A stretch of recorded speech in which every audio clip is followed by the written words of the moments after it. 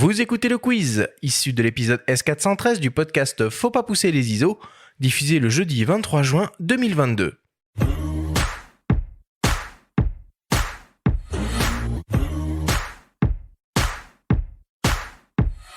Le principe du quiz est très simple. Nous avons reçu de la part de nos auditeurs via notre compte Instagram des questions qu'ils t'ont posées, Thierry, en lien ou non direct avec le sujet de cette émission. Nous en avons sélectionné quelques-unes et tu vas avoir seulement 30 secondes et pas une de plus pour tenter d'y répondre le plus clairement possible. Thierry, as-tu bien compris la consigne ? Oui. Alors c'est parti, une première question qui nous vient d'une dénommée Claire.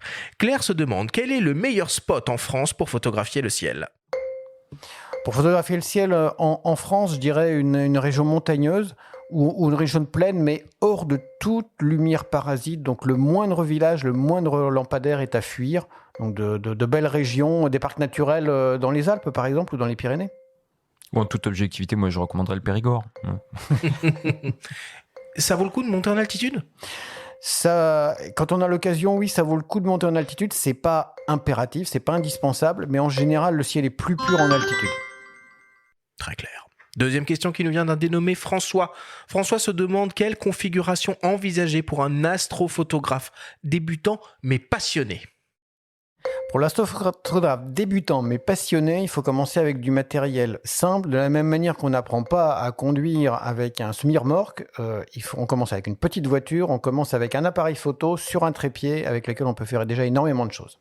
Ou un smartphone, tu en parlais pendant l'émission, il ne faut pas avoir peur de... Voilà, ou même tenter au smartphone. Tous les essais sont gratuits, les photos ne coûtent rien. C'est raisonnable de démarrer direct avec une rotule équatoriale ou c'est pas... Moi, je conseillerais plutôt de commencer avec l'appareil sur trépied. Troisième question qui nous vient d'un dénommé Christian. Christian, c'est pas vraiment une question, c'est plus une réflexion. Je n'arrive pas à calibrer ma rotule équatoriale, je deviens fou. Oui, non, mais il faut pas qu'il culpabilise parce que tout le monde en passe par là. Voilà, il y a de bons livres d'initiation. Il y a des fois des stages aussi qu'on peut trouver, des stages d'initiation à l'astronomie. Voilà, donc il faut qu'il se fasse aider ou des clubs aussi. Qu'il aille dans un club près de chez lui, une association d'astronomie où les gens vont pouvoir l'aider.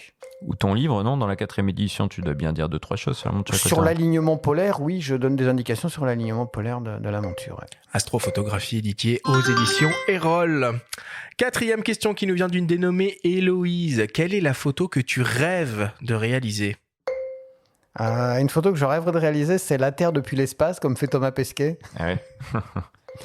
Mais voilà, c'est un peu compliqué. Et tu as pensé quoi des images prises par Persévérance d'une éclipse vue depuis Mars ? Ah, c'était quelque chose d'incroyable, ça. Cette toute petite lune de Mars là, qui passe devant le Soleil, c'est inouï, quoi. Ces petits robots, ils font des choses hallucinantes. On s'y croirait, on a l'impression d'être sur Mars.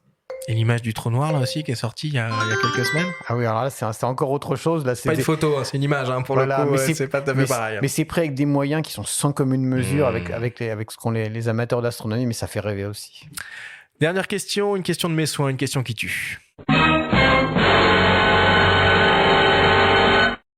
Si tu pouvais choisir entre disposer pendant 24 heures du plus puissant télescope de la Terre ou passer 24 heures dans l'ISS, mais sans appareil photo, tu choisirais quoi et pourquoi ? 24 heures dans l'ISS. Pas d'appareil photo, hein ? Non, pas d'appareil photo, mais quelque chose dans la mémoire qui certainement resterait jusqu'à la fin de ma vie. Si je suis pas malade quand même, parce que ça secoue quand même pas mal les lancements et les séjours dans l'ISS. Tu peux contacter Tom Cruise, il a un projet de film dans l'ISS, tu peux faire partie de l'équipe scientifique. Tu as rencontré Thomas Pesquet ? J'ai rencontré Thomas Pesquet à Houston. Quand j'y suis allé il y a 2 ans, j'ai rencontré 3 astronautes en fait, qui connaissaient mes photos de l'ISS et qui ont fait le plaisir de me faire visiter le centre spatial de Houston.